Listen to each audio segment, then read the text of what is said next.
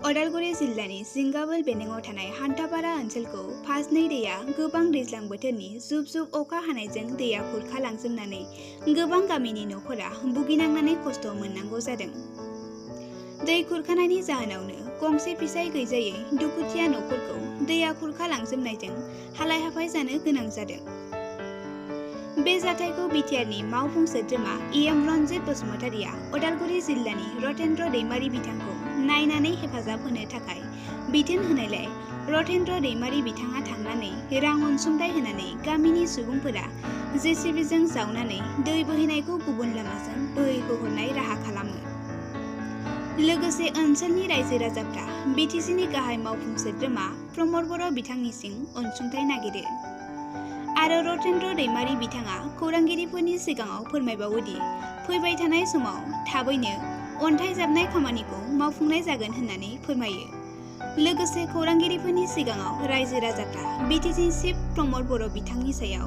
मा आसा खालामदों मोनथिना लादिनि। गिबियावनो नैबे माजबाद रेभिनिउ सार्केलनि बेन्दोङाव थानाय जेंगेबिल एरिया जों बयबो मिथिगौ। जेंगेबिल एरिया होनबा गुवार मोनसे ओनसोल दङ आरो बे सनितपुर आरो अदालगुरि बर्डाराव नैबे पासनि दै आरो बेवहाय दिनै बे दैजों गोबां 12तासो गामिया खुरखाजागासिनो दङ आरो बेखौ खबर लाफैनो थाखाय आं गिबियावनो नोंथांमोनखौ निउस पर्टेल बड'लेण्ड रादाब, बड'लेण्ड बुब्लि, लाइभ इन्डिया आरो पाब्लिक ट्रास्ट नोंथांमोनखौ आं साबायखर बावदों। आरो लोगोसे आं साबायखर बावदों पासनि सेरफांनि आफादगिरि सबिन बसुमतारि, जेंगेबिल इउनिट आबसुनि आफादगिरि बिलियन दैमारि आरो लोगोसे जोंहा जोंनि नैबे जयगपुर भिसिडिसिनि सासे मेम्बार रुपन आरो प्रफुल्ल रायजो राजा दङ। बिथांमोनखौबो आं साबायखर बावदों आंजों नैबे दुखुथिया रायजो राजाफोरखौ खबर लानो फैनायनि थाखाय। जों खबर मोन्दों नैबे जेंगेबिल इउनिट आरो जोंनि जयगपुर लामाबारि बे ओनसोलनि रायजो राजा आरो लोगोसे माजबाद दख'रा दुलाराय बर' फरायसा आफादा जोंनो फोरमायदोंमोन बे ओनसोलाव मोनथाम दै पासनै सांबान्दा आरो फाग्ला दैया गोबां गामिखौ खुरखाबाय थादों होननानै आरो जों खबर मोननाय लोगो लोगो फैदों। लोगोसे जोङो दाख्लैबावै फेरेंगा सार बिथाङा गावनि मोनसे गोनां खामानि लानानै अदालगुरियाव दावबायफैदोंमोन आरो बे समावहाय दखरा आफादजों जोङो सावरायदोंमोन बे गामिफोरखौ जोङो बोरै एसेबाबो बे समावहाय नैबे दैज्लां अखानि बोथोर समावहाय जोङो बोरै होबथानो हायो, बासायनो हायो। दुखुनांथाव बाथ्राया बेनो पासनै दैनिफ्राय नैबे जेंगेबिल ओनसोलनि गुवार थानाय जि गामि गोबांथार गामि दङ, 25तासो गामि दङ जों हिसाब खालामनानै नायदों। बे गामिफोरा आबाद मावनो दै लानानै थाङो आरो बे दैया पासनैनि जि दै बे दैया जुदि बे जाम्फैजों जुदि बोहैनांगौबा बे जेंगेबिल ओनसोलनि गासै बर' गामिया खुरखाजाजोबगोन। दा बेखायनो बिथांमोना गोख्रों अखा फैयोबा, गोब्राब अखा फैयोबा हरावहाय थफ्ला लानानै उन्दुखानाय बेबायदि जाथाया जाबाय थादों। बेखायनो जोङो फेरेंगा सार बिथांनि मानगोनां बिथां बिटिआरनि हाग्रा बिफाननि इएम फेरेंगा सार बिथाङा बे ओनसोलखौ नायदिंनो आंखौ दायथ' होनायलाय आङो नायदिंफैदों आरो अदालगुरि हाग्रा बिफाननिफ्राय जोङो बिथांमोननि सासे मावथि लानानै बे ओनसोलावहाय बबे बबे गामिया बेबायदि नैबे पासनै दै आरो सांबान्दा आरो बिनिफ्राय पाग्लाजों खुरखाजादों बेखौ जों जिपिएस मेपिं खालामबाय आरो फेरेंगा सारा बिथाङा बुंदों हानायखिनिखौ एसे फाइनान्सियेल एसिस्टेन्ट हरगोन होननानै। बेखायनो बिथाङा जेरैखि जाया बहानिफ्रायबाबो जगार खालामनानै बे गामि खुरखानायनि राहा लानो थिननायलाय जोङो दायो जिसिपि जोङो गंसे लानानै बे सौनाय गामिफोरखौ जोङो खुरगासिनो दङ। नैबे पासनि दैया बिराद गिदिर दै बयबो मिथिगौ। जोङो नैबे पासनैनि खरावहाय जोंहा सनाजुलि, बिनि उनाव बिबारबारि, बिनि उनाव बाथौफुरि 1 नं 2 नं, बिनि उनाव हन्थापारा, नैबे हन्थापारा, बिनि उनाव खोदोमगुरि, सुमलिगुरि, बिनिफ्राय अफ्रि सेन्टार देवसोना रेभिनिउ सेन्टार रेभिनिउ भिलेज मोनहैयो। दा बेखिनि गामिया खुरखाजागासिनो दङ। नैबे जिसिपिनि जि खुरनाय बेजों गामिया एसेबाबो रैखा जादों आरो नैबेजों जिखिनि जोंहा नैबे सनितपुर आरो अदालगुरि बर्डार नैबेयाव जि डाइभार्ट जाबाय नैबे पासनि दैया बेखौ जुदि जोङो दाख्लै अखा फैनायनि सिगांनो जों जावना हरनो हानायमोनबा निश्चय नैबे दा हन्थापारायाव जि खुरबाय थादों बिनिफ्राय बासायगौमोन। बेयाव सासे बुरै जाय बिथाङा फिसायबो गैलिया, गथ' गथायबो गैया, सासेल' गथ' गथाय दङ, बिथाङाबो बेंग्रा जाहैबाय। बेबायदि बिथांनि न'खौ खुरबाय। जों बेवहाय दिनै नैबे जोंहा पासनि सेरफांनि आफादगिरि बिथांजों जों जयै लोगो नांनानै माजबाद रेन्जनिफ्राय जों थिं एसे जगार खालामनानै लाबोदों जों बिथांनो समजायनानै गालांगोन आरो जों नैबे जिखिनि खुरखा जादों दिनै बिबारबारि सनाजुलि नैबे हन्टापारा आरो बाथौगुरि बेखिनियावहाय जोङो खुरनायजों लोगोसे जोङो जालिनिबो बेबस्था जों खालामगोन थ' मिजिंथिदों नैबे फेरेंगासानि जि एसे एसिस्टेन्ट बेजों नैबे पासिनि सेर सेर थानाय गासै जे 9टा 11टा गामिया एसेबाबो रैखाथि मोनगोन आरो फैबाय थानाय समावहाय जोङो बे ओनसोलखौ बोरै बासायनांगौ फारनैथिं जोंहा बैथिं बारोबा सनितपुरनि गामिफ्राबो बर' गामियानो बा आइ आफा रायजो राजा बिथांमोनखौ जों बासायनांगोन बेखायनो बेवहाय प्रपार मोनसे सार्भे खालामनानै बोथ साइड जोङो जालि प्रटेक्सन खालामनानै आरो बिनि फारनै सेर सेर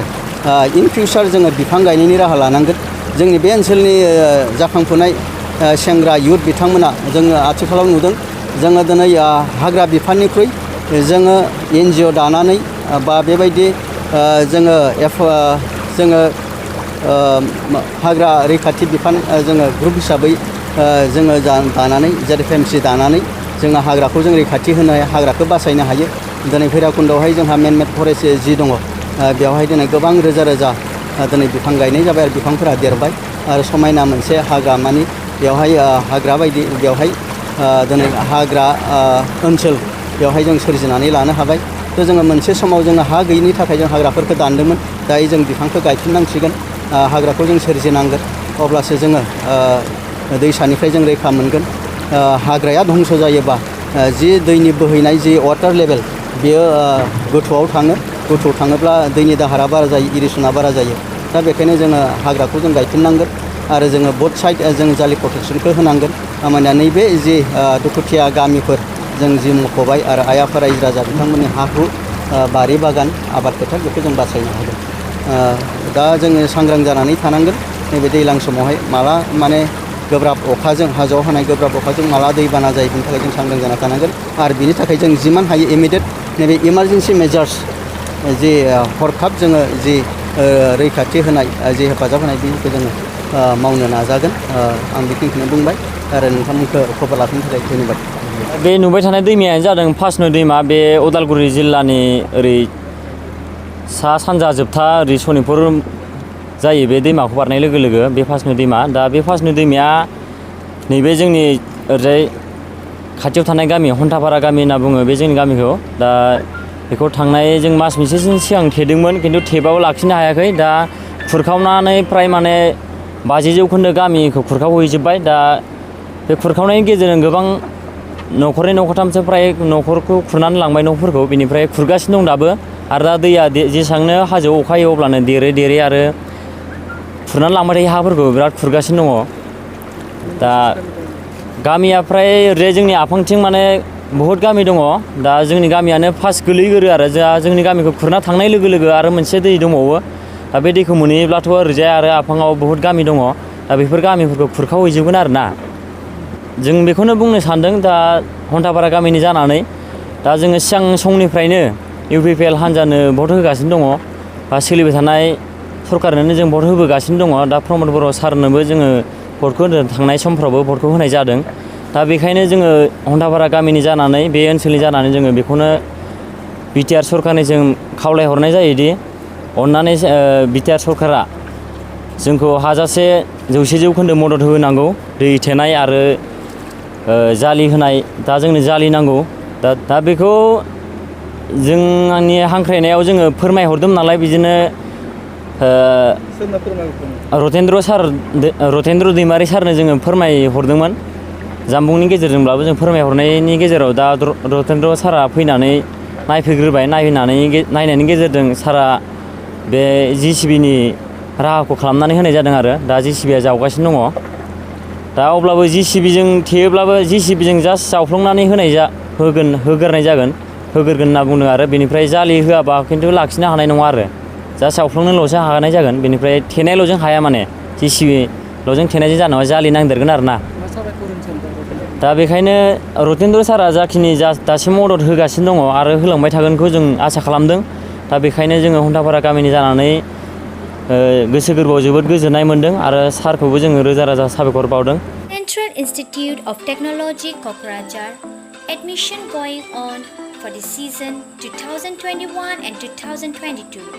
Programs offered of Diploma, B.Tech, B.Des, M.Tech and PhD. Facilities provided: best library in the Northeast, bus facility, hostel, 24/7 internet, Wi-Fi and many more. 24/7 power and backup, digital classroom and best laboratories.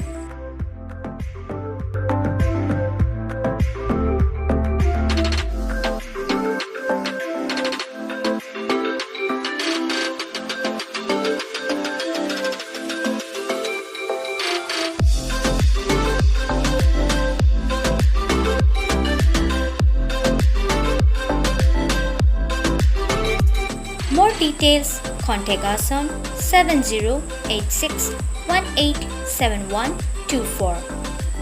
Our email is citadmission@cit.ac.in. Our website is admission.cit.ac.in. CIT alumnus are working in one of the best companies like Amazon, Baidu, Cognizant,